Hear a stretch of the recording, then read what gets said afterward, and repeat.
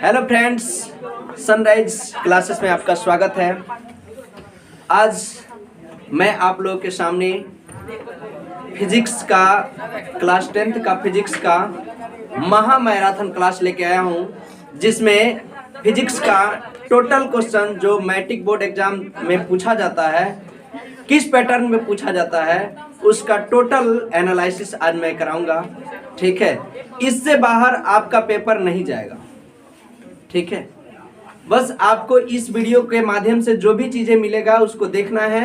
ठीक है, एक भी क्वेश्चन आपको बाहर से नहीं देखने को मिलेगा। अगर जो बाहर से क्वेश्चन मिलेगा वो भी मैं इस क्लास में लेके आया हूं कि कौन सा क्वेश्चन इस बार बिहार बोर्ड अलग से डालने वाला है, क्योंकि हर साल ऐसा करता है। बिहार बोर्ड का कुछ ऐसा प्रश्न है जो कि सिलेबस आउट ऑफ सिलेबस से कुछ क्वेश्चन दिए जाते हैं। ठीक है, तो मैं इस बार उस क्वेश्चन को भी इंक्लूड किया हूं कि वो क्वेश्चन कब आएंगे। ठीक है, तो वीडियो में आप बने रहिएगा। और एक क्लास मुझे नहीं लगता है कि घंटों में कितने घंटों तक जाएगा। ठीक है, आप लोग देखिएगा और एक क्लास में आपका साइंस का टोटल चीज़ें मिल जाएगा। और इससे पहले मैं एक बायोलॉजी का क्लास यूट्यूब चैनल पे अपने अपलोड किया हूँ, जिसको आप लोग जाके देख सकते हैं। ठीक है, उसका काफ़ी व्यूअर गया है और वहाँ से काफ़ी बच्चों को प्रॉफिट हुई है। और सीधा क्वेश्चन आपको मिलेगा जो कि जब एग्जाम दीजिएगा उस टाइम आपको सीधे देखने को मिलेगा। ठीक है, और मैं वो क्वेश्चन आंसर का वीडियो अपलोड किया हूँ, तो आप लोग जाके देख सकते हैं। ठीक है, आज ये है टोटल टॉपिक के ऊपर चर्चा होगा और इस तरह का कंटेंट इसमें इंक्लूड रहेगा। ठीक है, तो जैसा कि आप लोग देख ही रहे हैं, स्क्रीन पे आप लोग का क्वेश्चन दिखाई दे रहा है।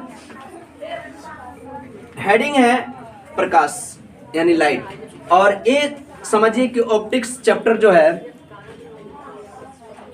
इससे आपके एग्जाम में सबसे अधिक ऑब्जेक्टिव या सब्जेक्टिव क्वेश्चन देखने को मिलता है।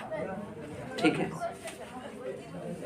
आपको फर्स्ट पेज पलटते ही आपको क्वेश्चन देखने को मिलेगा फिजिक्स का लाइट चैप्टर से। ठीक है, और ये 15-16 नंबर का ये टॉपिक होता है और एक चैप्टर जो है ये 15-16 नंबर आपके एग्जाम में सीधे देखने को मिलता है। ठीक है, तो आप लोग इस चैप्टर को अगर कहीं भी पढ़े हैं तो एक बार रिवाइज उसको कर लीजिएगा, क्योंकि ये टाइम है आपके पास सबसे ज़्यादा रिवाइज करने का। ठीक है, और जितना अधिक आप रिवाइज करते हैं उतना ज़्यादा आपको बेनिफिट मिलेगा, क्योंकि पढ़ा हुआ सब कुछ है और सब कुछ पढ़ा हुआ है। उसको एक बार आप जब रिवीजन के तौर पे देखते हैं तो आपके माइंड में वो क्वेश्चन चलने लगता है। ठीक है, और एग्जाम में देखने के बाद सीधे आपका आंसर करेक्ट आंसर होता है। तो चलिए, बाकी चीजें आप लोग समझ रहे हैं, तो आइए हम लोग देखते हैं प्रकाश। प्रकाश एक माध्यम होता है जो सीधी रेखाओं में गमन करता है। ठीक है, इसके गमन पथ के लिए सीधी मार्ग चाहिए और सीधी मार्ग में ही गमन करता है। और प्रकाश जो होता है दृश्यमान होता है। किसी वस्तुओं को देखने के लिए हम लोग प्रकाश का प्रयोग करते हैं। ठीक है, अगर जैसे कि आप लोग अभी क्लास देख रहे हैं, लाइट नहीं होती तो शायद मेरा क्लास अभी आप लोग नहीं देख पाते। ठीक है, तो प्रकाश किसी भी वस्तुओं को देखने के लिए काम आता है और इसी के नाम पे चैप्टर का नाम है प्रकाश, ऑप्टिक्स। ठीक है, तो प्रकाश के बारे में पहले हम लोग चर्चा करते हैं। प्रकाश जो है लाइट यानी प्रकाश की चाल का खोज सबसे पहले किस वैज्ञानिक ने किया? रोमर ने किया। ठीक है, और प्रकाश का सर्वाधिक चाल कितना होता है, कहाँ होता है? तो निर्वात में होता है। निर्वात में होता है 3 × 10⁸ मीटर प्रति सेकेंड। सीधे ऑब्जेक्टिव में आपको क्वेश्चन देखने को मिलेगा कि प्रकाश का सर्वाधिक चाल कहाँ होता है, तो आपका आंसर होगा निर्वात। और कितना होता है? तो 3 × 10⁸ मीटर प्रति सेकेंड। ठीक है, प्रकाश की चाल का खोज किसने किया था? यहाँ पे लिख देता हूँ, प्रकाश की चाल का खोज रोमर एक वैज्ञानिक थे जो सबसे पहले प्रकाश की चाल का खोज किए थे, रोमर। ठीक है, बेंजीन या कांच का अपवर्तनांक कितना होता है? तो बेंजीन या कांच का अपवर्तनांक होता है 1.5, ठीक है। और पानी का अपवर्तनांक कितना होता है तो 1.33, ठीक है। और हीरा का अपवर्तनांक यानी सबसे अधिक अपवर्तनांक पूछेगा किसका होता है तो हीरा का होता है 2.42, यानी सर्वाधिक अपवर्तनांक किसका होता है तो हीरा का। आपको ये चीजें याद रखना, ठीक है ना। तो हीरा का अपवर्तनांक कितना होता है 2.42, ठीक है। प्रकाश के परावर्तन के कितने नियम होते हैं? सीधा एग्जाम में आपको क्वेश्चन देखने को मिल जाता है। प्रकाश के परावर्तन के कितने नियम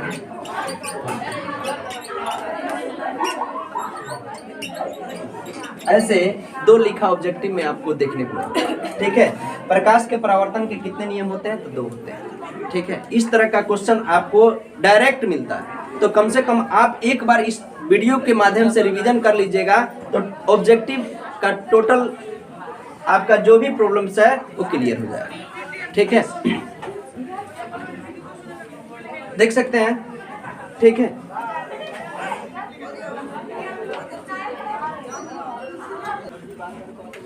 प्रकाश के परावर्तन के कितने नियम होते हैं तो 2 होते हैं। अब कौन कौन नियम पूछा जाता है ये बताइए। 2 नंबर वाला क्वेश्चन जब आएगा तब पूछेगा कि प्रकाश के परावर्तन के कितने नियम होते हैं, तो दोनों नियम आपको लिखना पड़ता है, ठीक है। क्या होता है आपतन कोण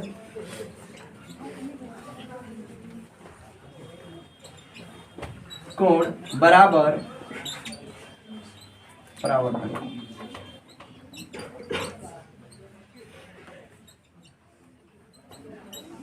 ठीक है। दूसरा है प्रकाश के परावर्तन के कितने नियम होते हैं तो 2। आपतन कोण बराबर परावर्तन कोण। एक होता है आपतित किरण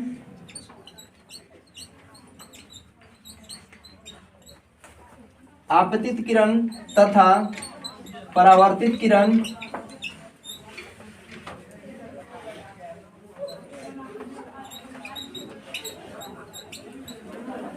तथा आपतन बिंदु पर डाला गया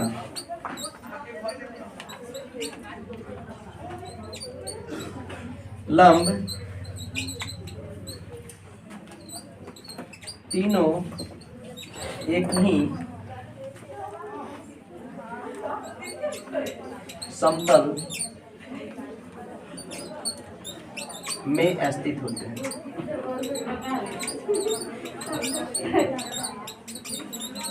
ठीक है।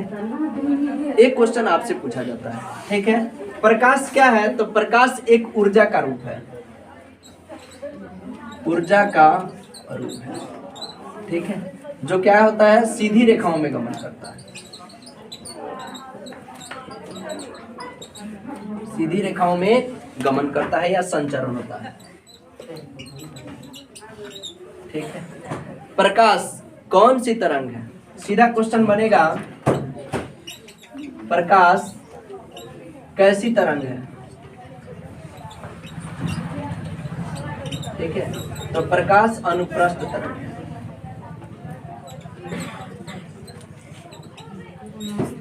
प्रकाश अनुप्रस्थ तरंग है। और ध्वनि कैसी तरंग है? ध्वनि अनुदैर्ध्य तरंग। दिखाई दे रहा है ना इधर? ध्वनि अनुदैर्ध्य तरंग, ठीक है।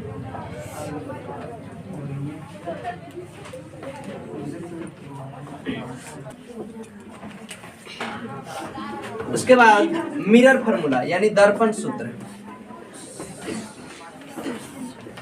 दर्पण सूत्र क्या होता है तो 1/v प्लस 1/u बराबर 1/f, ठीक है।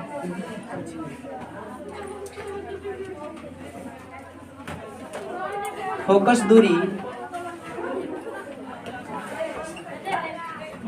एवं वक्रता त्रिज्या में संबंध, ठीक है। तो F बराबर R/2 या R बराबर 2। ठीक है, ये भी दोनों फार्मूला डायरेक्ट एग्जाम में आता है। ठीक है, F से होता है फोकस दूरी, R से होता है त्रिज्या और बटा 2। ठीक है, रेडियस फोकस। ठीक है, उसके बाद होता है आवर्धन फार्मूला, आवर्धन सूत्र। ठीक है, आवर्धन को m से सूचित करते हैं, m बराबर -v/u। ठीक है, ये होता है प्रतिबिंब की ऊंचाई बटा वस्तु की ऊंचाई। प्रतिबिंब की ऊंचाई बटा वस्तु की ऊंचाई। ठीक है, प्रतिबिंब की ऊंचाई बटा वस्तु की ऊंचाई। ठीक है, h डैश बटा h।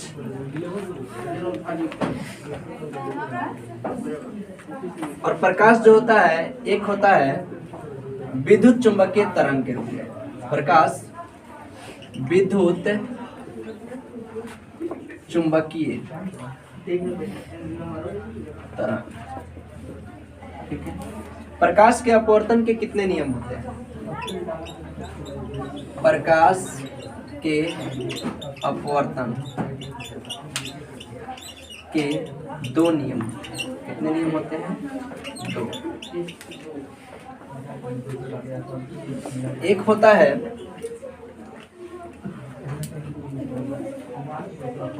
आपतन कोण की जया परावर्तन को, आपतन कोण की जया परावर्तन कोण की जया एक स्थिर अनुपात में होता है। एक होता क्वेश्चन है प्रकाश के अपवर्तन के प्रभाव, यानी प्रकाश के अपवर्तन के कारण कौन कौन से चीजें हम लोग को ऐसी प्रतीत होती है। ठीक है, उसका उदाहरण सीधा एग्जाम में पूछता है 2 नंबर में। ठीक है, कि प्रकाश के अपवर्तन के कुछ उदाहरण को समझाइए। तो प्रकाश के अपवर्तन का कुछ उदाहरण है, जल के अंदर पड़ी मछली ऊपर की ओर दिखाई देना। ठीक है, मछली नीचे रहती है और ऐसे बाहर से लगता है कि मछली कहाँ है? ऊपर है। दूसरा है जल में डूबी हुई छड़ का बाहर से देखने पर छोटी और सतह पर मुड़ी हुई दिखना। तीसरा कारण है तारों का टिमटिमाना। चौथा है सूर्योदय से पहले हम सूर्यास्त के बाद सूर्य का दिखाई देना। सूर्योदय से कुछ मिनट पहले ही सूर्य लगता है कि बाहर निकल गया है और फिर सूर्यास्त के बाद ही सूर्य डूब जाने के बाद भी लगता है कि सूर्य अभी बाहर ही है। पांचवा नंबर है मछुआरों को मछली भेजने में कठिनाई होना। और छठा है पानी से भरे बर्तन में पड़े सिक्कों का अपने स्थान से उठा हुआ प्रतीत। ठीक है, तो ये है प्रकाश के अपवर्तन का कुछ उदाहरण। ठीक है, हो गया स्टार्ट। दर्पण, मिरर, उच्च पॉलिश युक्त होता है उसको क्या कहते हैं? दर्पण कहते हैं। जिसको एक सतह क्या होता है? पॉलिश किया होता है। दर्पण जो होता है 2 प्रकार के होता है। ठीक है, एक होता है समतल दर्पण और एक होता है गोलीय दर्पण।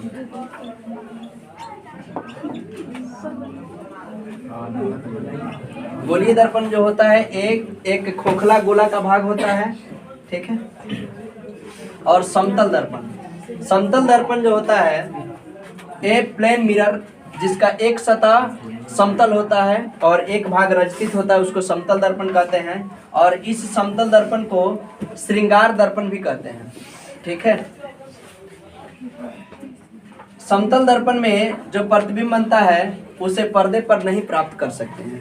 ठीक है, यानी इसको श्रृंगार दर्पण भी कहा जाता है। समतल दर्पण में बना प्रतिबिंब, समतल दर्पण की विशेषताएं। समतल दर्पण की विशेषताएं।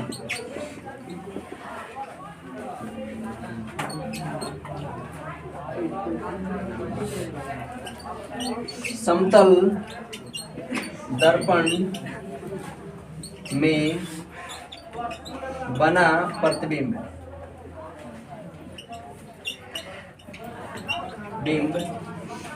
को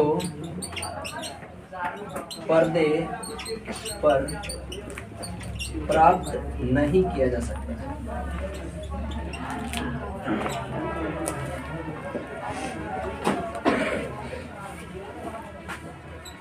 दूसरा, इसमें प्रतिबिंब जो बनता है आभासी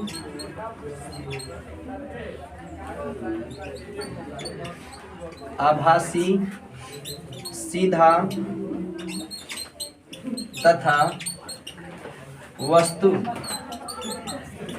के बराबर। ठीक है। समतल दर्पण में अगर किसी वस्तु का पूरा प्रतिबिंब देखना है तो समतल दर्पण कितना होना चाहिए? तो समतल दर्पण की आकृति आधी होनी चाहिए। ठीक है। किसी वस्तु का किसी वस्तु का पूरा प्रतिबिंब बनाने के लिए समतल दर्पण की आधी लंबाई चाहिए। यानी किसी वस्तु का पूरा प्रतिबिंब बनाना है तो समतल दर्पण उसके वस्तु से आधी लंबाई की होगी तो उसका पूरा इमेज बन जाएगा। ठीक है। ये रहा समतल दर्पण। गोलीय दर्पण जो होते हैं, गोलीय दर्पण के दो प्रकार होते हैं। एक होता है अवतल दर्पण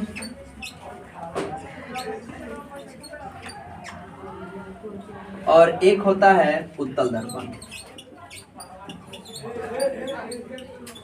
ठीक है। अवतल दर्पण को अभिसारी दर्पण भी कहते हैं। अभिसारी दर्पण और उत्तल दर्पण को अपसारी दर्पण भी कहते हैं।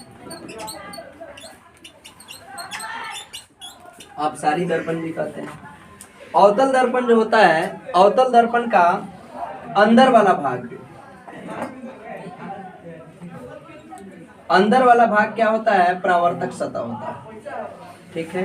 और उत्तल दर्पण का बाहरी वाला भाग परावर्तक सतह, यानी अंदर वाला भाग रजतित होता है उत्तल दर्पण का, अवतल दर्पण का बाहर वाला भाग रजतित होता है। इसका ए होता है परावर्तक सतह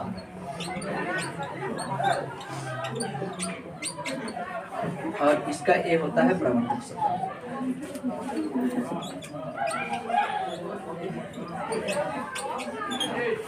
ठीक है।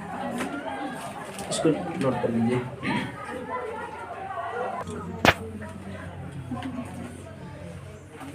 अवतल दर्पण को क्या कहते हैं? अभिसारी दर्पण कहते हैं। अवतल दर्पण का बाहरी वाला भाग क्या होता है? रजतित होता है और अंदर वाला भाग जो होता है वो परावर्तक सतह होता है। ठीक है। गोलीय दर्पण जो होता है एक किसी कांच खोखले गोले का भाग होता है। खोखले गोले का भाग होता है। ठीक है। अवतल दर्पण में कैसा प्रतिबिंब बनता है? तो अवतल दर्पण में बना प्रतिबिंब, अवतल दर्पण में बना प्रतिबिंब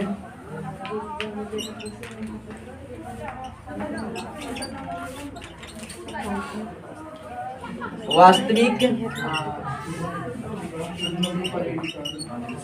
एवं काल्पनिक दोनों प्रतिबिंब बनता है। ठीक है। वास्तविक प्रतिबिंब हमेशा उल्टा बनता है, हमेशा उल्टा। ठीक है। और काल्पनिक प्रतिबिंब जो होता है वस्तु के बराबर, वस्तु के बराबर तथा वस्तु के बराबर तथा सीधा।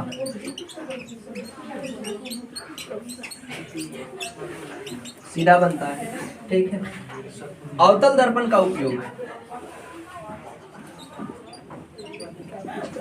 उपयोग रोगियों के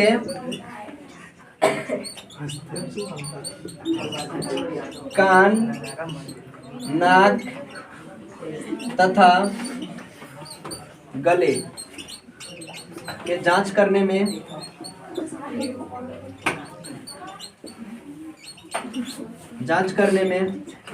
सोलर कुकर में वाहनों के हेडलाइट में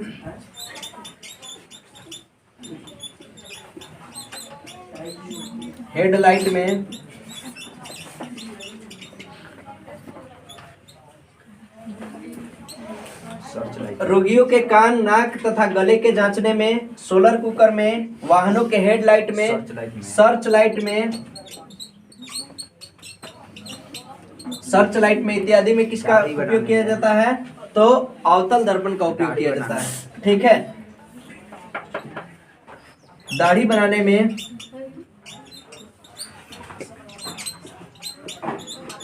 बनाने में भी उपयोग किया जाता है। आपसे क्वेश्चन पूछेगा कि अवतल दर्पण के दो उपयोग को लिखें।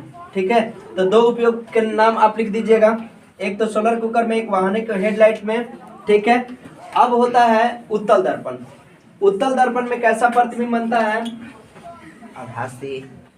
उत्तल दर्पण में प्रतिबिंब बनता है केवल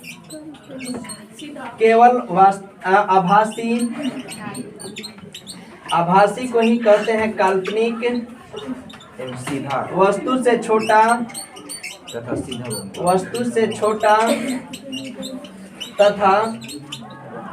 से छोटा प्रतिबिंब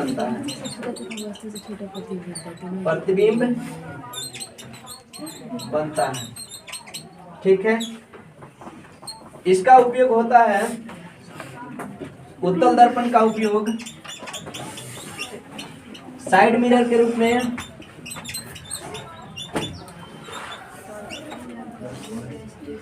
ठीक है। उसके बाद होता है सोडियम परावर्तक के रूप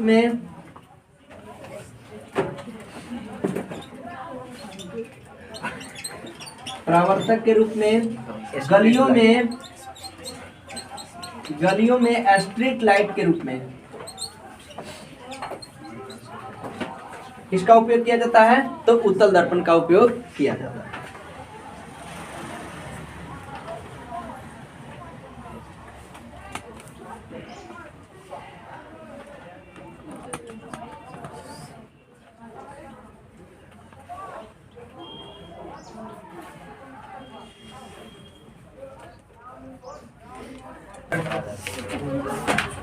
ये जो क्वेश्चन है, ठीक है, ये इससे न्यूमेरिकल्स पूछा जाता है।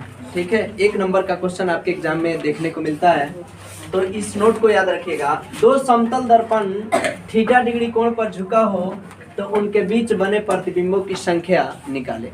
ठीक है, तो इसके लिए एक फार्मूला होता है 360 डिग्री बटा थीटा डिग्री -1, इसको याद रखिए।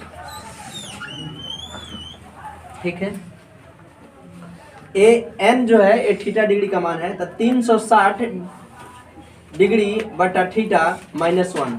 1 कब माइनस करना है? जब सम संख्या आएगा। सम प्रतिबिंबों की जो संख्या है, सम संख्या आएगा तो उसमें से -1 घटाना है। ठीक, इस चीज को याद रखना है। ठीक उसी पर एक क्वेश्चन दिए हैं जो कि सेम ए फार्मूला के ऊपर काम करेगा। देखिए, कह रहा है कि दो समतल दर्पण 90 डिग्री कोण पर झुका हो तो उनके बीच बने प्रतिबिंबों की संख्या निकाले। ठीक है, तो 90 डिग्री यानी 360 बटा 90 कट गया, 9 चौका 36, यानी n बराबर 4 जो आया, ये सम संख्या है कि विषम संख्या? सम संख्या है, तो सम संख्या है तो इसमें से क्या कर देना है? 1 घटा देना है, यानी n बराबर 3, यानी जो प्रतिबिंबों की संख्या बनेगी वो कितनी बनेगी? 3। ठीक है, समतल दर्पण का कुछ और पॉइंट्स है। समतल दर्पण की जो वक्रता त्रिज्या होती है अनंत होती है। कितनी होती है? अनंत। फोकस दूरी भी इसका अनंत होता है। दो समांतर समतल दर्पणों के मध्य रखी वस्तु के प्रतिबिंबों की संख्या जो होती है अनंत होती है। प्रतिबिंब कितना बनता है? अनंत।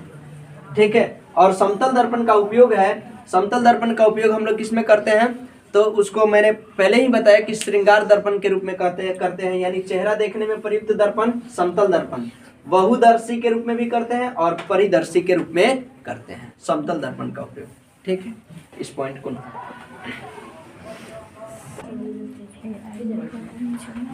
पूर्ण आंतरिक परावर्तन, इससे क्वेश्चन आपके एग्जाम में देखने को मिलेगा। ठीक है, प्रकाश के पूर्ण आंतरिक परावर्तन का उदाहरण कौन सा है? ठीक है, तो सबसे पहले हीरा का चमकना, हीरा का चमकना किसके घटना के ऊपर निर्भर करता है? तो पूर्ण आंतरिक परावर्तन। ठीक है। दूसरा, रेगिस्तान में मिर्ग मरीचिका का बनना। ठीक है। तीसरा, कालिख से पुता हुआ गोला जल में चमकना। ठीक है, यानी हीरा का चमकना किस घटना पर निर्भर करता है? तो पूर्ण आंतरिक परावर्तन। रेगिस्तान में मिर्ग मरीचिका का बनना, ठीक है, वो भी किसके घटना का कारण है? तो पूर्ण आंतरिक परावर्तन। कालिख से पुता हुआ गोला जल में चमकता है, ये भी किसके कारण होता है?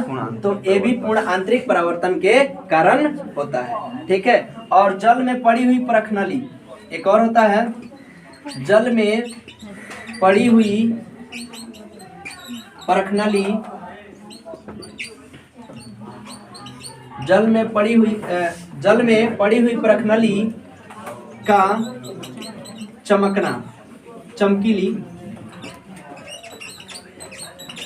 दिखाई देना,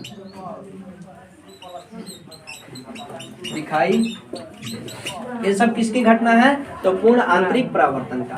सीधा आपसे क्वेश्चन पूछा जाता है कि पूर्ण आंतरिक परावर्तन का उदाहरण कौन सा होगा? हीरा किस घटना के कारण चमकती है? तो प्रकाश के पूर्ण आंतरिक परावर्तन। ठीक है। अब क्वेश्चन है प्रकाश का प्रकीर्णन। प्रकाश का प्रकीर्णन, तो प्रकाश का प्रकीर्णन का उदाहरण क्या होता है? सूर्योदय एवं सूर्यास्त के समय, सूर्योदय एवं सूर्यास्त के समय सूर्य का लाल दिखाई देना। और होता है दूसरा,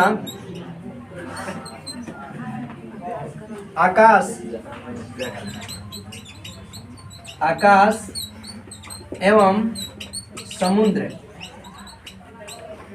का नीला प्रतीत होना। और प्रकाश का प्रकीर्णन प्रोपोर्शनल टू होता है 1/तरंगदैर्घ्य, तरंगदैर्घ्य के पावर 4। ठीक है, यानी लैम्डा का पावर 4। ये भी क्वेश्चन पूछा जाता है। ठीक है।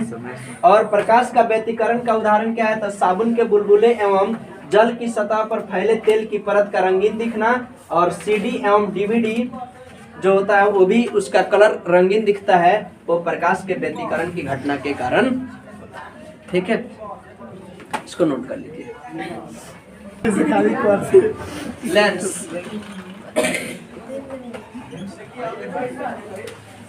लेंस कितने प्रकार के होते हैं?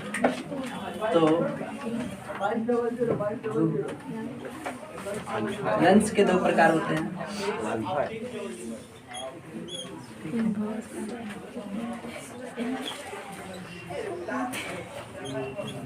एक होता है उत्तल लेंस,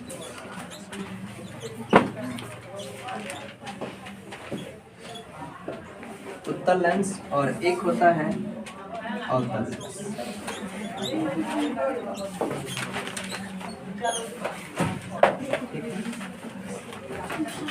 वैसा लेंस जिसके दोनों किनारे का भाग पतला तथा बीच का भाग मोटा होता है उसे उत्तल लेंस कहते हैं।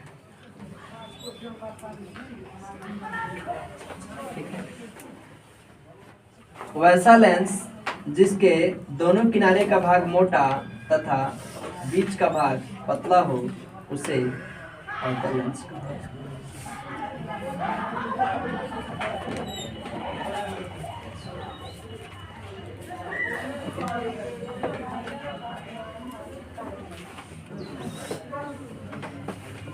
उत्तल लेंस को एक और नाम से जानते हैं, उत्तल लेंस को रीडिंग लेंस कहते हैं। कौन सा लेंस कहते हैं? Reading lens. रीडिंग अभिसारी, ठीक है। और उत्तल लेंस को कौन सा लेंस कहते हैं? सारी, अभिसारी लेंस। अभिसारी लेंस। उत्तल लेंस को कौन सा लेंस कहते हैं? अभिसारी लेंस। और अवतल लेंस को कहते हैं अपसारी लेंस।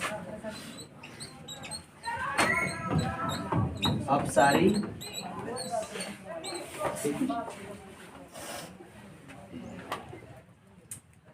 उत्तल लेंस का जो उपयोग होता है,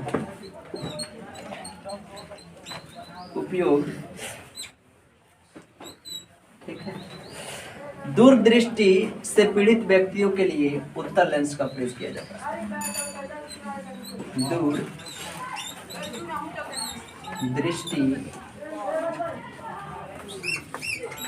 दूरदृष्टि दोष में क्या होता है? वैसा दोष जिसमें दूर की वस्तु स्पष्ट रूप से दिखाई दे, नजदीक की वस्तु स्पष्ट रूप से दिखाई न दे, उसे क्या कहते हैं? दूरदृष्टि दोष कहते हैं। और दूरदृष्टि दोष में किस लेंस का उपयोग किया जाता है? उत्तल लेंस। इसके निवारण के लिए उत्तल लेंस का प्रयोग किया जाता है,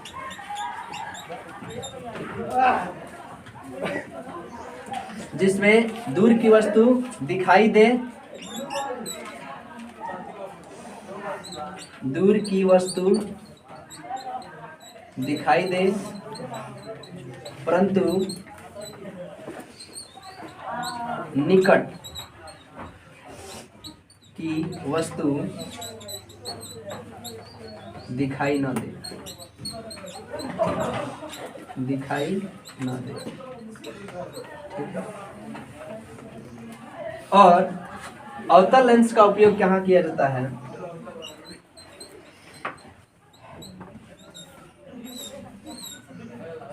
निकट दृष्टि दोष को दूर करने, निकट दृष्टि के उपचार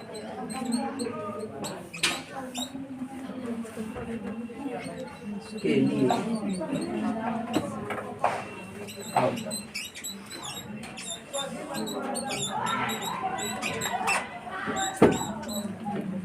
वैसा दृष्टि दोष जिसमें नजदीक की वस्तुएं स्पष्ट रूप से दिखाई दे परंतु दूर की वस्तुएं स्पष्ट रूप से दिखाई न दे, उसे क्या कहते हैं?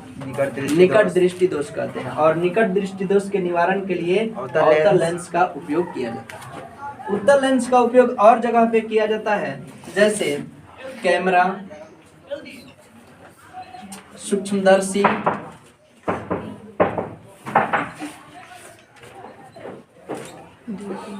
ठीक है, मानव का आंख में उत्तल लेंस का है। जितना तरह का कैमरा होगा, ठीक है, उसमें सभी में किस लेंस का प्रयोग होगा? तो उत्तल लेंस का, ठीक है। सूक्ष्मदर्शी होगा, उसमें भी किस लेंस का प्रयोग होगा?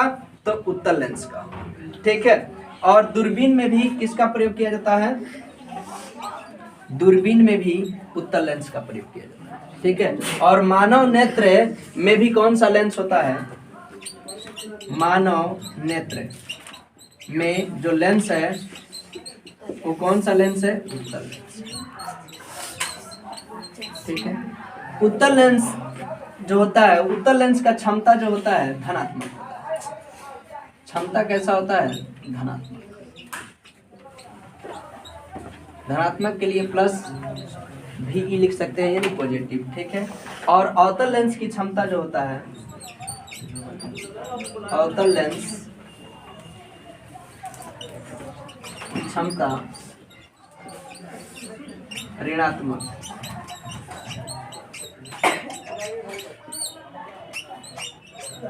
अवतल लेंस की क्षमता क्या होती है? ऋणात्मक होती है। उत्तल लेंस की क्षमता धनात्मक होती है।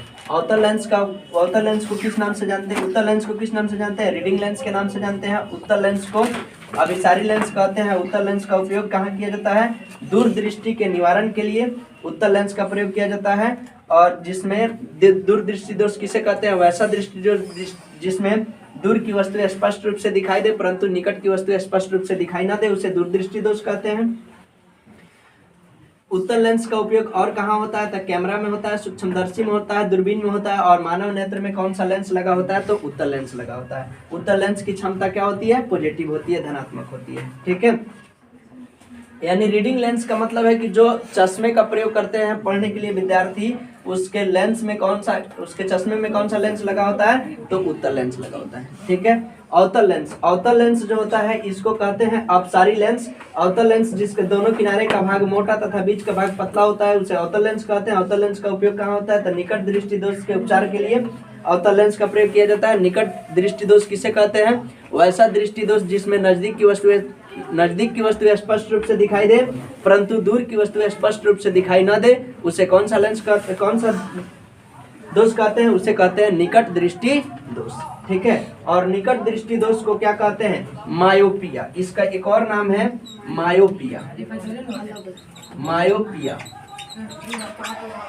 ठीक है। क्या नाम है? मायोपिया। ठीक है। और दूरदृष्टि दोष का क्या नाम है? दूरदृष्टि दोष को इसको कहते हैं हाइपरमेट्रोपिया। क्या कहते हैं? हाइपरमेट्रोपिया।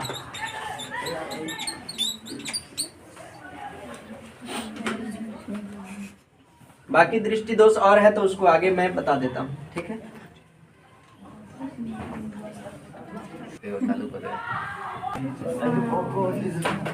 लेंस सूत्र होता है 1/V माइनस 1/U बराबर 1/।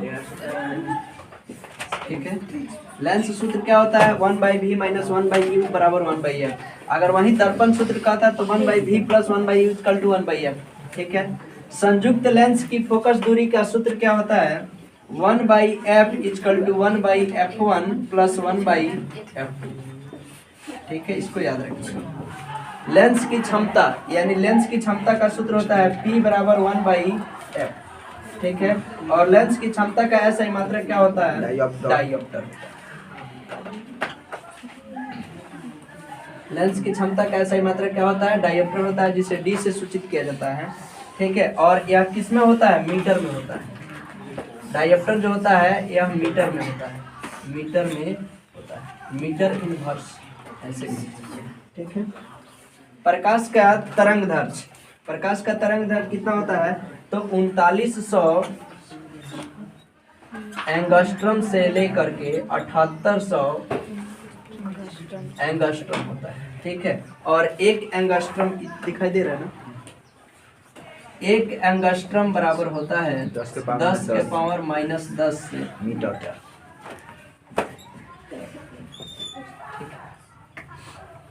स्पष्ट दृष्टि की न्यूनतम दूरी कितनी होती है?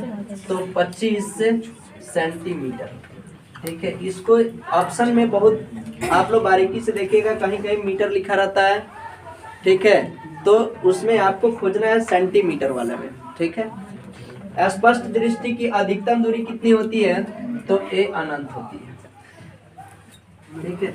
मानव नेत्र में कैसा प्रतिबिंब? मानव नेत्र जो होता है आंख लगभग गोलीय होता है। ठीक है। और मानव नेत्र में प्रतिबिंब कैसा बनता है? प्रतिबिंब वास्तविक तथा उल्टा। प्रतिबिंब वास्तविक तथा उल्टा। वास्तविक तथा उल्टा। और प्रतिबिंब कहाँ बनता है? तो रेटिना पर बनता है। कहाँ बनता है? रेटिना पर। याद रखना है कि मानव नेत्र में प्रतिबिंब कहाँ बनता है? रेटिना पर बनता है। प्रतिबिंब वास्तविक बनता है, उल्टा बनता है, ठीक है। और मानव जो नेत्र होता है उसमें जो रंग होता है वो किसके ऊपर निर्भर करता है? मानव नेत्र में रंग आइरिस जिसको परितारिका भी बोलते हैं, परितारिका के रंग पर निर्भर करता है, निर्भर करता है, ठीक है। आइरिस में छिद्र होते हैं, ठीक है।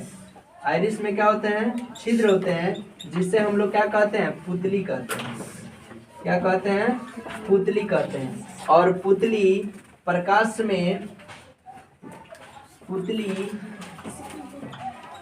में छोटी हो जाती है, ठीक है। और अंधकार में बड़ी हो जाती है, यानी फैल जाती है, ठीक है। और मानव नेत्र में एक आंसू होता है। क्या होता है? आंसू, जिसको कचाव द्रव यानी जलीय द्रव,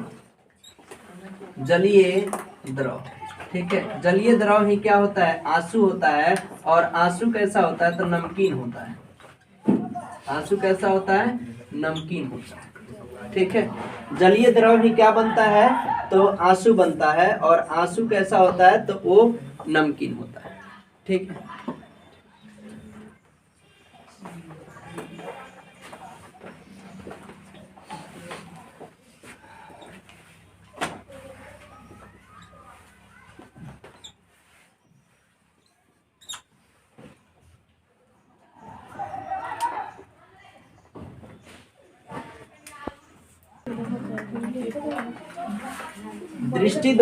दृष्टि दोष कितने प्रकार के होते हैं? 4 प्रकार के होते हैं।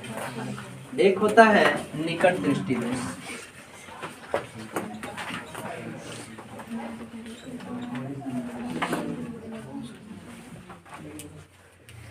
जिस निकट दृष्टि दोष को क्या कहते हैं? मायोपिया के नाम से जानते हैं, मायोपिया, ठीक है। फिर कह रहा है कि दिखाई देने की स्थिति। तो निकट दृष्टि दोष में क्या कहाँ की वस्तु दिखाई देगा? तो नजदीक की वस्तु दिखाई देगा।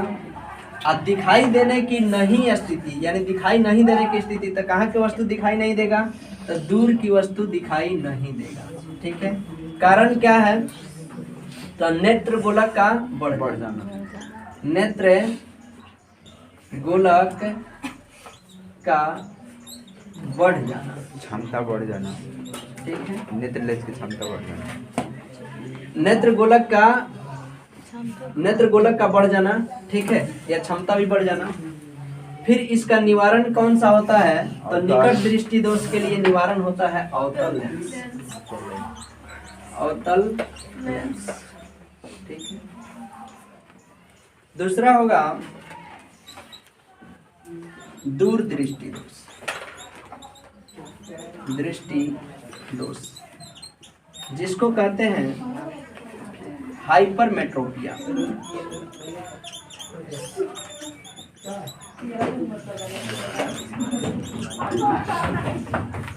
जिसमें दिखाई देने की स्थिति में क्या होगा? दूर की वस्तुएं दिखाई देगी, नजदीक की वस्तुएं दिखाई नहीं देगी, ठीक है। और नेत्र गोलक का इसमें बढ़ जाना, इसमें क्या होगा? नेत्र गोलक का घट जाना, नेत्र गोलक का घट जाना, ठीक है। और निवारण के लिए उत्तल लेंस, उत्तल लेंस, ठीक है। तीसरा क्या होगा? निकट दृष्टि दोष, दूर दृष्टि दोष। उसके बाद क्या होता है? जरा दृष्टि दोष, जरा दृष्टि दोष। और जरा दृष्टि दोष में क्या होता है? ना निकट की वस्तु दिखाई देगी और ना ही दूर की वस्तु दिखाई देगी। ठीक है, यानी ये दोनों क्या हो जाएगा, न दूर की वस्तु दिखाई देगी स्पष्ट रूप से और न ही नजदीक की वस्तु स्पष्ट रूप से दिखाई देगी, और स्थिति न दूर व नजदीक दोनों इसमें क्या हो जाता है, इंसान का आंख का दोनों जो देखने की क्षमता होती है वो क्या हो जाती है, खत्म हो जाती है, नहीं होता है। ठीक है, और इसमें होता है समंजन क्षमता का घट जाना, समंजन क्षमता का घट जाना। ठीक है, और जरा दृष्टि दोष को दूर करने के लिए किस लेंस का प्रयोग किया जाता है, तो बाईफोकल लेंस, बाईफोकल लेंस। ठीक है, चौथा होता है अबिंदुकता।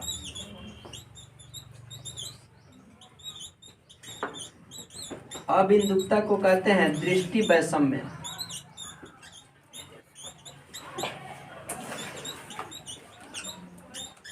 क्या कहते हैं, दृष्टि वैषम्य कहते हैं। ठीक है, और इसमें जो होता है ये क्षैतिज स्थिति भी नहीं दिख पाती है, और इसमें दिखती है, और इसमें दिखाई देने की स्थिति में ऊर्ध्वाधर नहीं दिखता, यानी ऊंचा जगह नहीं दिखता है।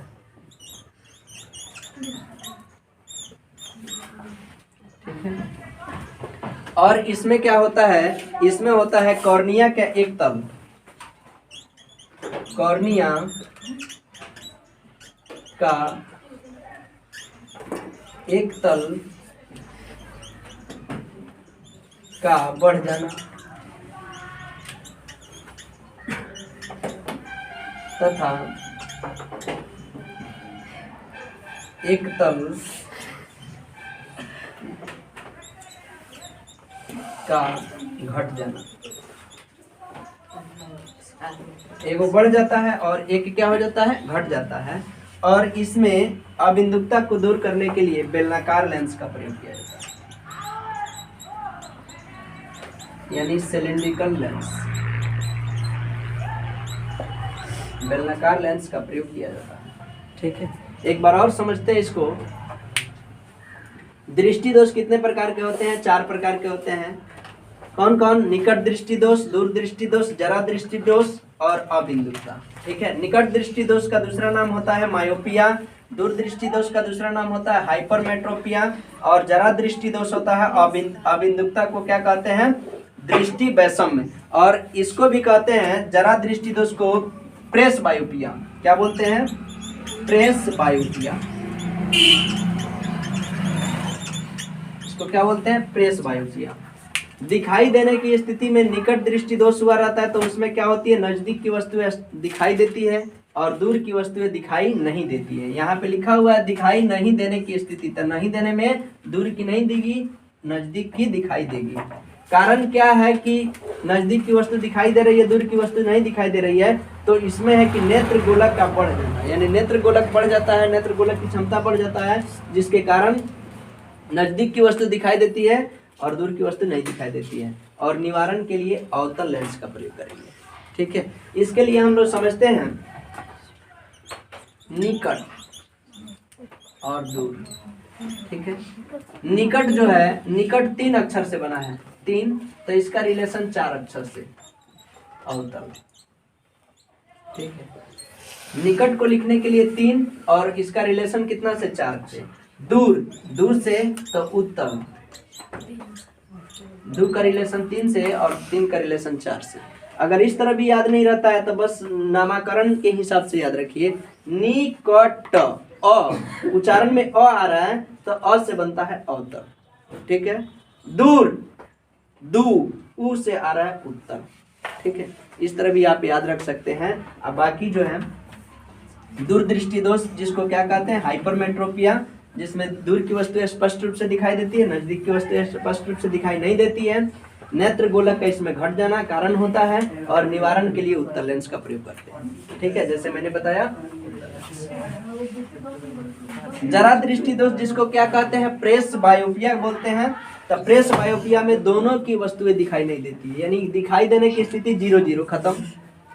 दूर व नजदीक दोनों की स्थिति नहीं दिखाई देगी। समंजन क्षमता का इसमें क्या हो जाता है, घट जाता है। और इसका निवारण के लिए किस लेंस का प्रयोग करते हैं, तो बाइफोकल लेंस का प्रयोग करते हैं। ठीक है।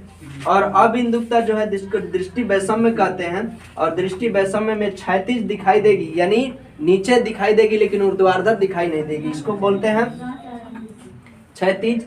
और इसको बोलते हैं ऊर्ध्वाधर। ऊपर की वस्तुएं दिखाई नहीं देगी, नहीं देने की स्थिति में ऊर्ध्वाधर। इसमें क्या होता है, कर्निया का एक तल बढ़ जाता है तथा दूसरा तल क्या हो जाता है, घट जाता है। और इसमें बेलनाकार लेंस का प्रयोग किया जाता है। ठीक, रुक दिया हो गया। प्रकाश का वर्ण विक्षेपण।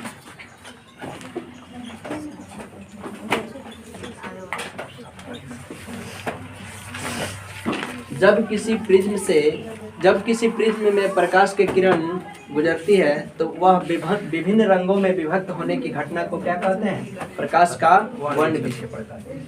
ठीक है?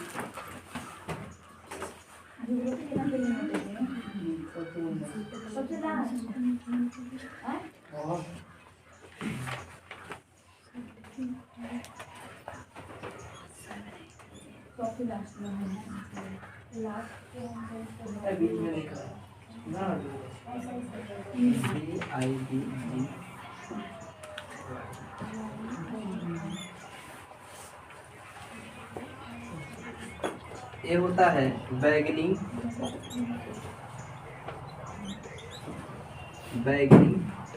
जामुनी, इंडिगो,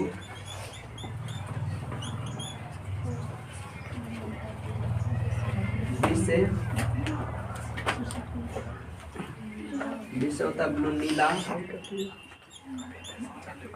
जिससे होता है ग्रीन हरा, येलो, वाई से होता है येलो पीला, ऑरेंज, ओ से ऑरेंज नारंगी, और आर से होता है लाल। एक पर्दा होता है पट्टी जिसपे विजुअल प्राप्त होता है, यानी बैगनी, जामुनी, नीला, हरा, पीला, नारंगी और लाल। यानी प्रकाश का वर्ण विक्षेपण का क्रम पूछेगा तो नीचे से, यानी बैगनी, जामुनी, नीला, हरा, पीला, नारंगी, लाल। ठीक है।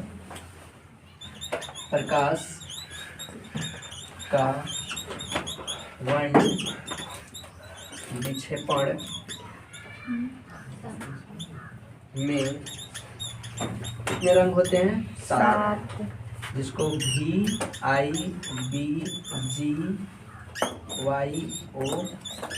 क्या बोलते हैं, VIBGYOR। जिसे हिंदी में बोलते हैं बैजानी अहपी नाला। क्या बोलते हैं, बैजानी हैप्पी नाला, हैप्पी नाला। बैगनी, जामुनी, नीला, हरा, पीला, नारंगी और लाल। लाल रंग जो होता है, लाल रंग का झुकाव सबसे कम होता है और बैगनी रंग का झुकाव सबसे अधिक होता है।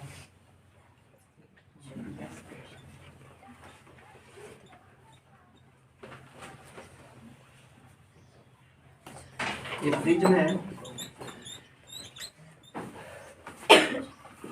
श्वेत प्रकाश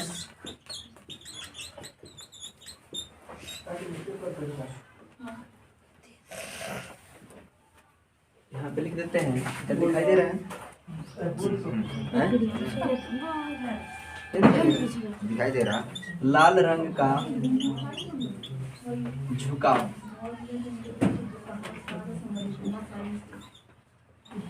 झुकाव क्या होता है? सबसे कम। सबसे कम, सबसे कम। लाल रंग का तरंग दैर्ध्य, सबसे अधिक 78 से एंगस्ट्रॉम। लाल रंग का तरंग दैर्ध्य, तरंग दैर्ध्य को लैम्डा से सूचित करते हैं। ये क्या होता है? सबसे अधिक, 78 से एंगस्ट्रॉम। सबसे अधिक। और ये कितना होता है? तो 7800 एंगस्ट्रॉम। ठीक है। लाल रंग में, लाल रंग को क्या कहते हैं?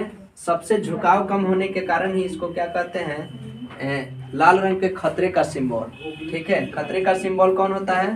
तो लाल रंग। दिखाई दे रहा है इधर? खतरे का चिन्ह कौन सा रंग होता है? तो लाल रंग। ठीक है। बैगनी रंग का, बैगनी रंग का झुकाव, झुकाव या फैलाव, झुकाव को ही क्या कहते हैं? फैलाव कहते हैं। बैगनी रंग का झुकाव या फैलाव क्या होता है? सबसे अधिक, सबसे अधिक।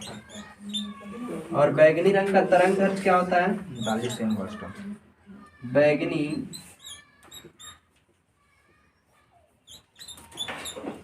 रंग का तरंग दैर्ध्य,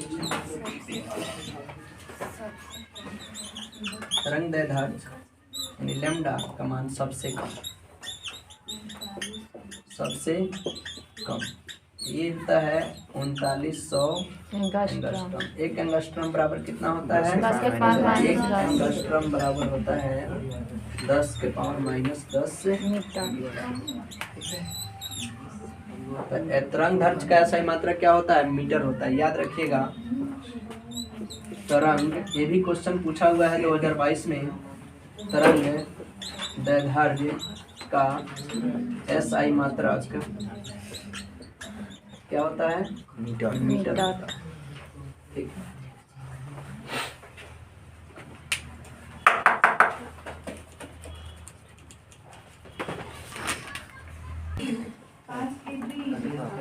लाल रंग का प्रकीर्णन होता है, प्रकीर्णन या विक्षेपण।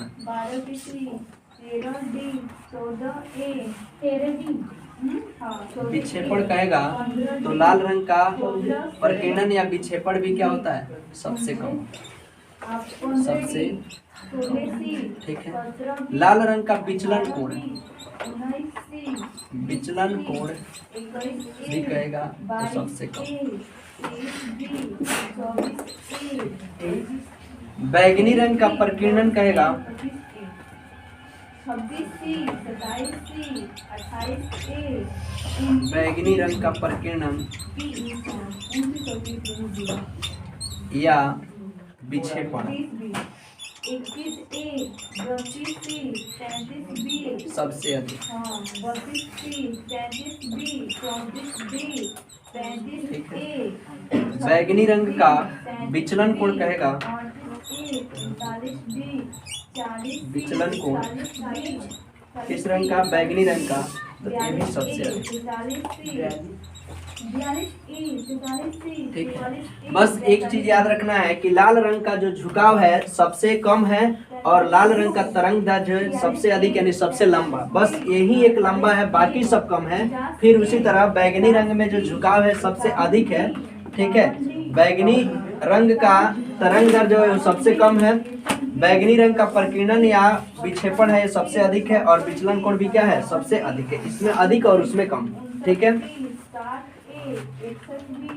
इसको मिटा दें।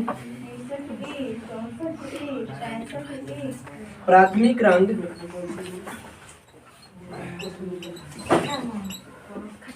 प्राथमिक वर्ण कहे या रंग कहे, प्राथमिक वर्ण जो होता है किन किन रंगों का मिश्रण होता है? तो प्राथमिक वर्ण लाल, हरा और नीला, लाल, हरा और नीला, और ये मिलकर के किस रंग का निर्माण करता है? श्वेत रंग का निर्माण करता है।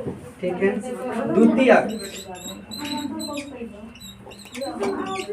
द्वितीयक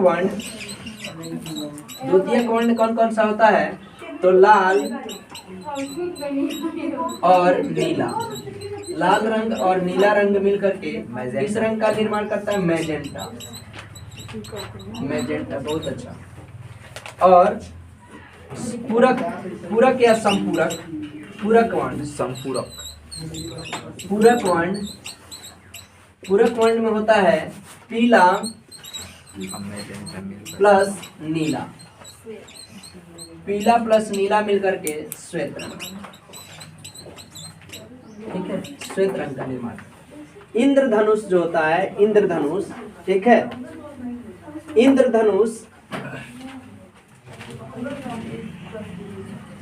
देखिएगा,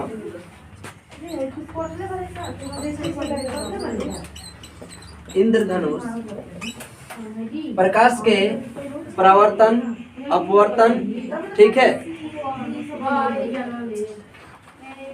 तथा वर्ण विक्षेपण तीनों के मिलने से क्या होता है? इंद्रधनुष का निर्माण होता है। क्या होता है? परावर्तन, पूर्ण आंतरिक परावर्तन,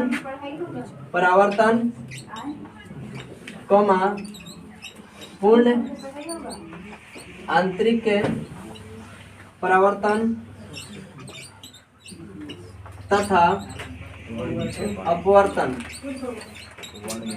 के कारण इंद्रधनुष बनता है। ठीक है। जो किसका उदाहरण है? तो प्रकाश का वर्ण विक्षेपण का उदाहरण है। प्रकाश का वर्ण विक्षेपण का उदाहरण, ठीक है। इंद्रधनुष हमेशा सूर्य के अपोजिट साइड में बनता है। इंद्रधनुष क्या होता है? इंद्रधनुष सूर्य के विपरीत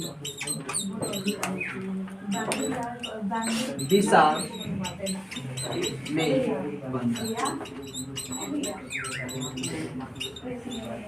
इंद्रधनुष दोपहर में नहीं बनता, ठीक है, दोपहर के समय इंद्रधनुष नहीं बनता है।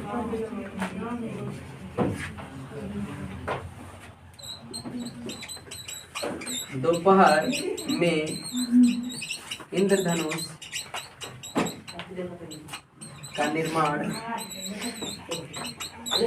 नहीं होता। और इंद्रधनुष में कितने रंग होते हैं? 7 रंग। कितने रंग होते हैं? 7 रंग। ठीक है।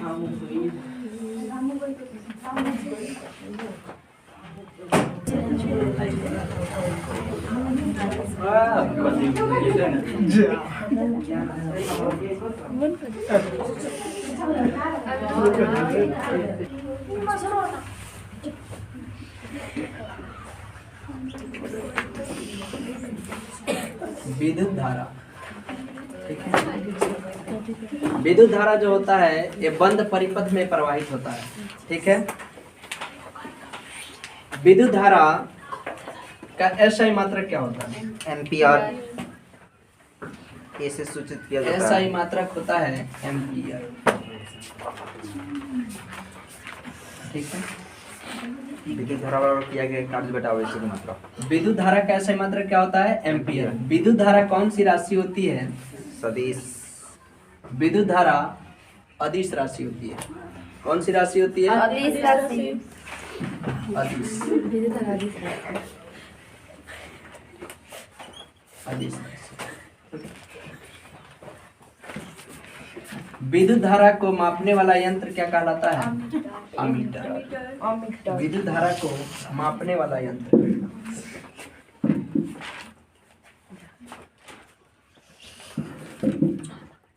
मापने वाला यंत्र क्या होता है? अमीटर। और अमीटर को किस क्रम में जोड़ा जाता है? तो श्रेणी क्रम। अमीटर को श्रेणी क्रम में जोड़ा जाता है। ठीक है। विद्युत धारा का सही मात्रा क्या होता है? एम्पियर। और आवेश, विद्युत धारा जो होता है ये क्या होता है? आवेश। यानी जो ये एम्पियर होता है इसको कह सकते हैं कूलम बटा सेकेंड। इसको क्या कहेंगे? एम्पियर।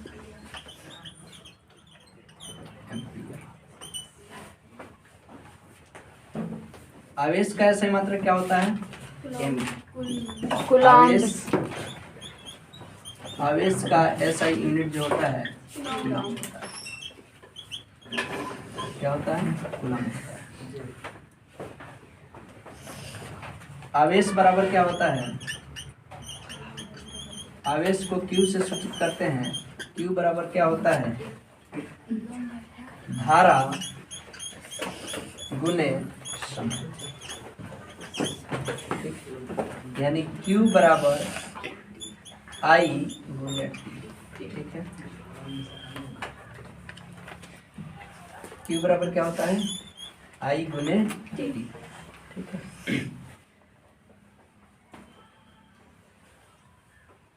I बराबर क्या हो जाएगा? या में I बराबर हो जाएगा Q बटा T। यानी धारा बराबर आवेश बटा समय। ठीक है।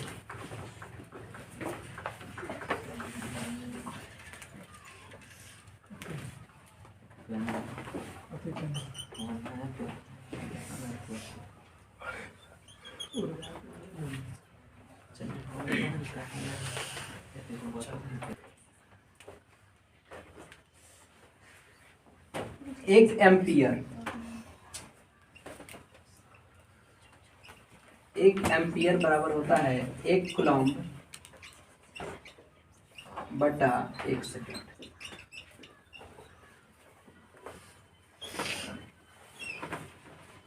ठीक है।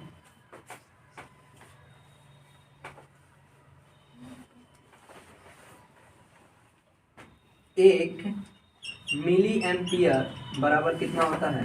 10 के पावर, या इसको लिख सकते हैं 1 बटा 1। एक माइक्रो एम्पियर बराबर होता है 10 के पावर -6, या 1 बटा 1 पर 6 जीरो 3 3। ठीक है।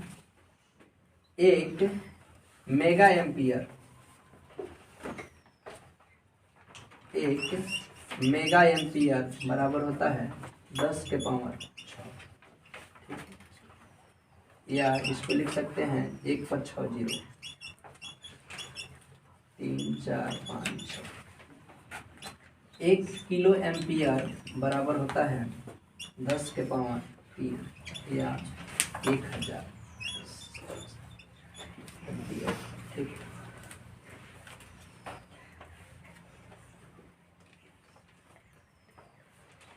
हो गया? इसको दिखाई दे रहा है यहाँ?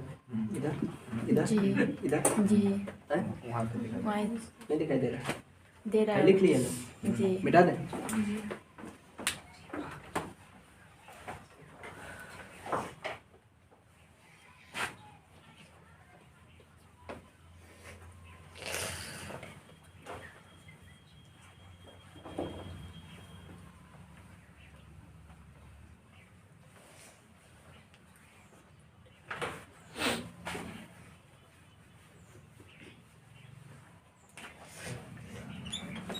प्रतिरोध का एसआई मात्रा। प्रतिरोध का सही मात्रक क्या होता है? ओम। ओम। ओम का सिंबल होता है। ठीक है। ताप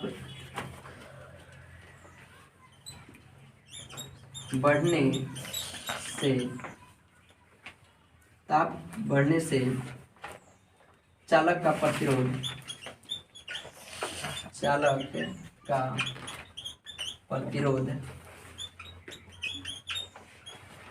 बढ़ता है। ताप बढ़ने से अर्धचालक का प्रतिरोध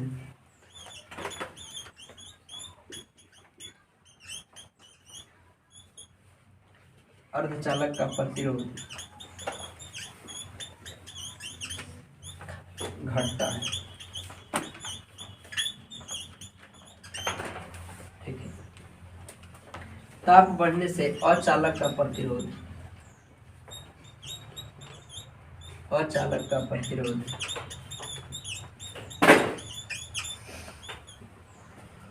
ताप बढ़ने से अचालक का प्रतिरोध पर कोई प्रभाव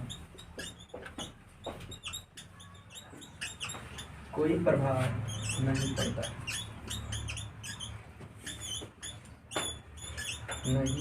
पड़ता। ठीक है। ये सब इसमें लिखिएगा। ताप बढ़ने से चालक का प्रतिरोध बढ़ता है, ताप बढ़ने से अर्धचालक का प्रतिरोध घटता है, ताप बढ़ने से अचालक का प्रतिरोध पर कोई प्रभाव नहीं पड़ता है। ठीक है।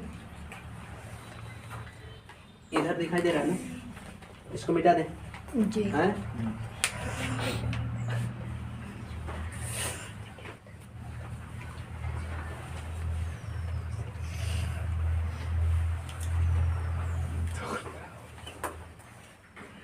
विद्युत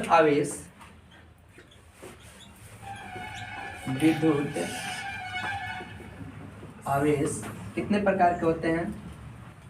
2 प्रकार के होते हैं। एक होता है धन आवेश और एक होता है ऋण आवेश।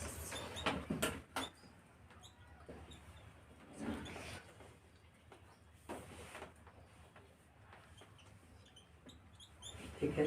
धन आवेश को प्लस पॉइंट से और ऋण आवेश को माइनस। ठीक है। विद्युत आवेश का एसआई मात्रक क्या होता है?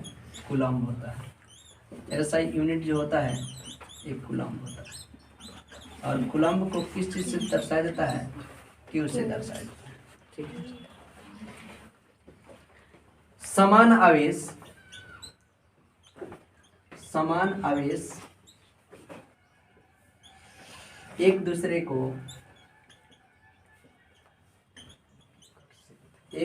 को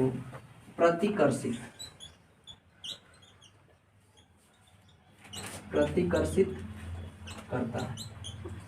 ठीक। विपरीत आवेश यानी असमान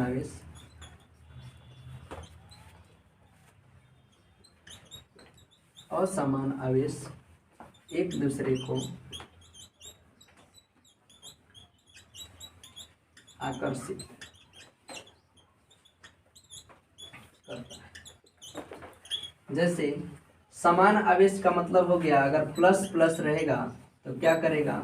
ये प्रतिकर्षित करेगा। क्या करेगा? प्रतिकर्षित। ठीक है। असमान यानी एक प्लस और एक माइनस रहेगा तो एक दूसरे को क्या करेगा?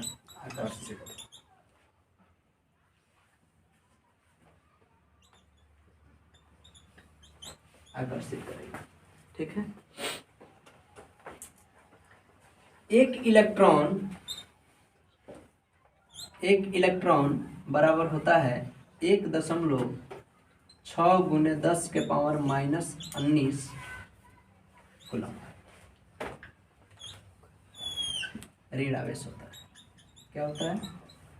ऋण आवेश।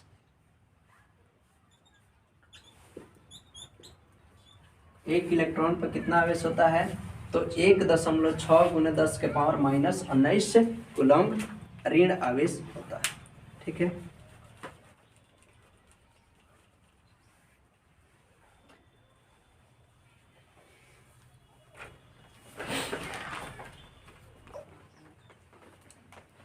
विभवांतर, विभवांतर का ऐसे मतलब क्या होता है?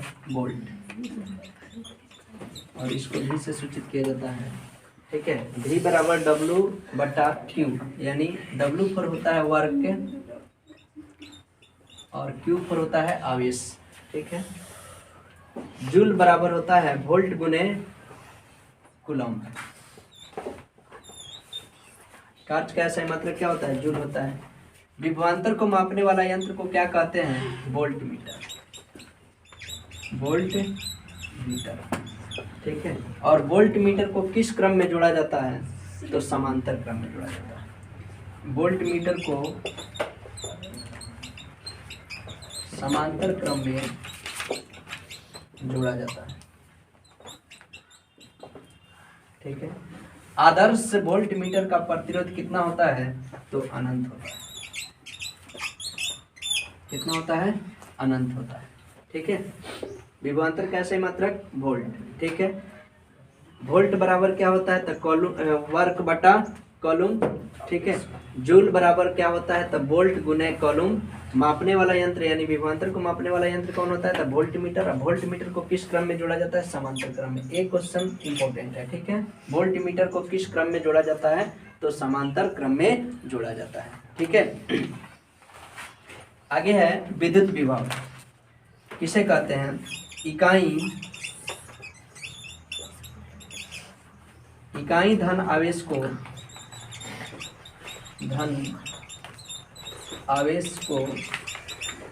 अनंत से विद्युतीय, इकाई धन आवेश को अनंत से विद्युतीय क्षेत्र के एक बिंदु तक लाने में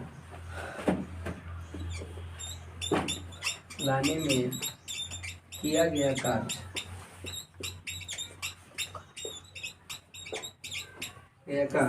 विद्युत विभव कहलाता है। विद्युत विभव।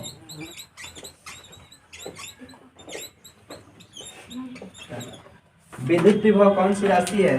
तो विद्युत विभव अदिश राशि है। अदिश राशि। ठीक है, विद्युत विभव का एसआई मात्रक क्या होता है? तो एसआई मात्रक जो होता है वो वोल्ट होता है। क्या होता है? वोल्ट। ठीक है, पृथ्वी का विभव क्या माना जाता है? तो पृथ्वी का विभव शून्य माना जाता है। पृथ्वी का विभव शून्य माना जाता है।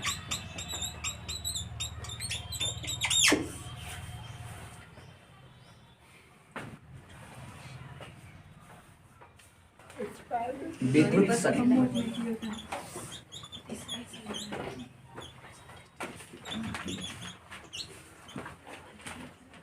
विद्युत शक्ति।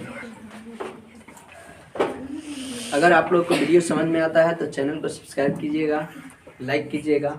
ठीक है, और ये जो क्वेश्चन है आपके लिए बहुत इम्पोर्टेंट साबित होगा, क्योंकि इसमें पूरा टॉपिक को कवर किया गया है। ठीक है, आप इसको बारीकी से देखें, फुल वीडियो को देखें। ठीक है, आपका एक भी टॉपिक को स्किप नहीं किया गया है, छोड़ा नहीं गया है, और हर टॉपिक से आपका क्वेश्चन बनता है। आप सोचते होंगे कि ऑब्जेक्टिव क्वेश्चन एक ही जगह से उठा के एग्जामिनर दे देगा, तो ऐसा संभव नहीं है। एक एक नंबर करके आपका 50 नंबर या 40 नंबर बनता है। ठीक है, तो हर टॉपिक पे अगर आपका पकड़ होगा तो वहाँ से आप एक नंबर क्वेश्चन को और एक नंबर आप वहाँ से ले पाइएगा। ठीक है, तो इसके लिए आपको पूरा टॉपिक देखना पड़ता है।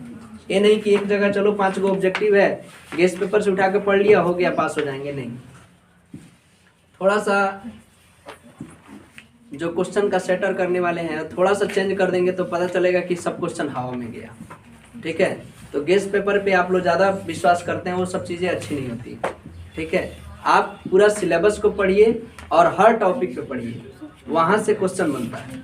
ठीक है, तभी आप पूरा 40 में 40 करके आओगे। ठीक है, नहीं तो 10-15 नंबर तो सारी बच्चे मारेंगे। अगर गलत भी एक खाली ऑप्शन मार के आते हैं तो 10-15 तो सही हो जाएगा 40 में, लेकिन आपको 40 में 40 करना है, तो उसके लिए आपको हर टॉपिक पे पढ़ना पड़ेगा। ठीक है, चलिए अगला टॉपिक है विद्युत शक्ति। ठीक है, विद्युत शक्ति का एसआई मात्रक क्या होता है? विद्युत शक्ति का एसआई मात्रक जो होता है वो होता है वाट, और शक्ति को कहते हैं पावर। क्या कहते हैं? पावर। यानी P बराबर क्या होता है? कार्य, यानी W बटा T। P कहे तो शक्ति बराबर कार्य बटा समय। शक्ति बराबर कार्य बटा समय, यानी P बराबर W बटा T। ये क्वेश्चन, इस पे आप नोमेरिकल भी आता है। ठीक है, इस फार्मूला पे नोमेरिकल भी आता है, आप वहां से इससे शक्ति निकाल सकते हैं। ठीक है, शक्ति का ऐसा ही मात्रक मैंने लिखा वाट। अगर 1 वाट बराबर पूछता है, 1 वाट बराबर क्या होगा? ठीक है, तो 1 वाट बराबर होता है 1 जूल बटा 1 सेकेंड, यानी जूल प्रति सेकंड को कहते हैं 1 वाट। जूल प्रति सेकंड को क्या कहते हैं? 1 वाट। 1 HP, 1 HP नाम सुने ना? HP का मतलब होता है हर्स पावर। ठीक है, 1 हर्स पावर बराबर होता है 746 वाट। ठीक है, और वाट को W से कहते हैं। ठीक है, 1 HP बराबर कितना होता है? 746 वाट। 1 किलो वाट घंटा बराबर कितना होता है? 1000। 3.6 गुने 10 के पावर 6 जूल। चार्ज का सही मात्रक क्या होता है? जूल होता है।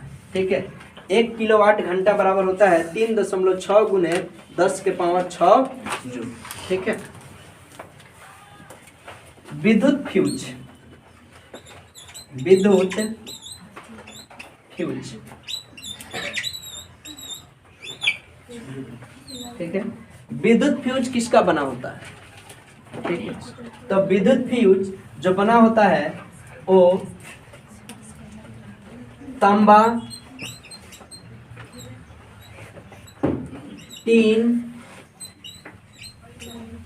एवं शीशा, इसका किसका मिश्रण होता है? तो तांबा, टीन और शीशा। तांबा का संकेत होता है Cu, टीन का होता है Sn और शीशा का होता है Pb। लेड 82 है ना। फ्यूज किसका किसका मिश्रण होता है? तो तांबा, टीन और शीशा। ठीक है, फ्यूज का गलनांक, विद्युत फ्यूज का गलनांक कम होता है, गलनांक कम होता है। ये कम इसलिए होता है कि धारा का मान जैसे ही बढ़ेगा फ्यूज पिघल जाएगा और धारा का जो कनेक्शन है वो कट जाएगा, टूट जाएगा। ठीक है, और घर में लगी सारी युक्तियां क्या हो जाएगी? बच जाएगी। इसलिए विद्युत फ्यूज को सुरक्षा की युक्ति भी कहा जाता है। क्या कहा जाता है? सुरक्षा का युक्ति। सुरक्षा की युक्ति किसे कहते हैं? तो विद्युत फ्यूज को कहते हैं। ठीक है, घरेलू विद्युत फ्यूज जो होता है, जैसे हमारे घरों में, आपके घरों में विद्युत का जो उपयोग किया जाता है, उसमें जो विद्युत फ्यूज लगाए जाते हैं वो कितने से कितने एम्पियर के बीच होते हैं? ठीक है, 5 एम्पियर से 10 एम्पियर के बीच घरेलू फ्यूज होता है। ठीक, शुद्ध फ्यूज किसका बना होता है? क्वेश्चन है शुद्ध फ्यूज। शुद्ध फ्यूज किसका बना होता है? तो टीन का बना होता है। किसका? शुद्ध फ्यूज टीन का बना होता है। देखिए, जबकि टीन का इसमें मिश्रण है ना। ठीक है, तो फ्यूज, विद्युत फ्यूज जो है ये सुरक्षा की युक्ति है, इसका गलनांक कम होता है। किसका किसका बना होता है? तो तांबा, टीन और शीशा का बना होता है। गलनांक कम होने से क्या होता है, धारा जैसे ही बढ़ता है फ्यूज गल जाता है, टूट जाता है, जिससे धारा का कनेक्शन टूट जाता है। ठीक है, और शुद्ध फ्यूज किसका बना होता है, तो टीन का बना होता है। और घरेलू जो फ्यूज का उपयोग किया जाता है वो कितना से कितना एम्पियर के बीच होता है, तो क्वेश्चन पूछता है तो 5 एम्पियर से 10 एम्पियर के बीच होता है। ठीक है, एक चीज और यहाँ पे, विद्युत फ्यूज जो होता है इसको श्रेणी क्रम में जोड़ा जाता है। किस क्रम में जोड़ा जाता है, श्रेणी क्रम में जोड़ा जाता है। एक क्वेश्चन पूछा था एग्जाम में, विद्युत फ्यूज को किस क्रम में जोड़ा जाता है, तो श्रेणी क्रम में। श्रेणी क्रम, इसमें R बराबर होता है R1 plus R2 plus R3 plus,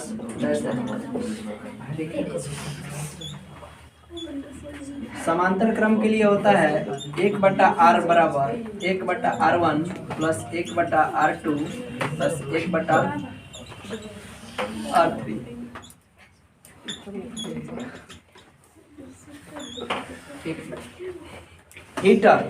heater में जो होता है किसका तार होता है, तो नाइक्रोम। और नाइक्रोम किसका मिश्रण होता है, निकल कोबाल्ट, निकेल और क्रोमियम का, निकेल प्लस क्रोमियम, Ni और Cu मिलकर के क्या बनता है, नाइक्रोम। ठीक है, विद्युत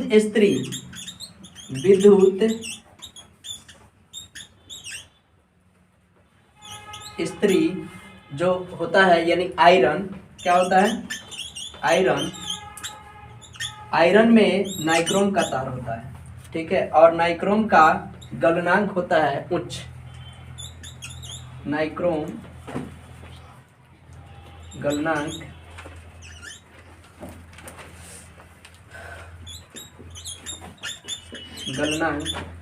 काफी अधिक होता है, काफी उच्च होता है, यानी 3500 डिग्री सेंटीग्रेड। उतना ताप पर जाकर के क्या होता है, नाइक्रोम गलता है, नहीं तो नहीं गलता है। ठीक है, विद्युत बल्ब का फिलामेंट, विद्युत बल्ब का फिलामेंट किस धातु का बना होता है, टंगस्टन। ठीक है, विद्युत बल्ब का खोज किसने किया था, थॉमस अल्वा एडिसन।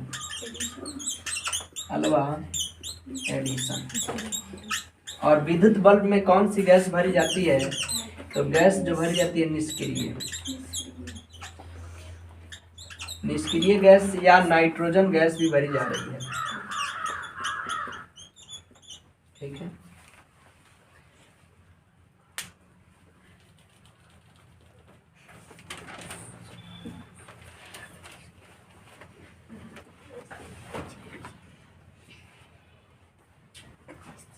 नाइक्रोम का प्रतिरोधकता भी क्या होता है, अधिक होता है। इसका प्रतिरोधकता भी क्या होता है, उच्च होता है।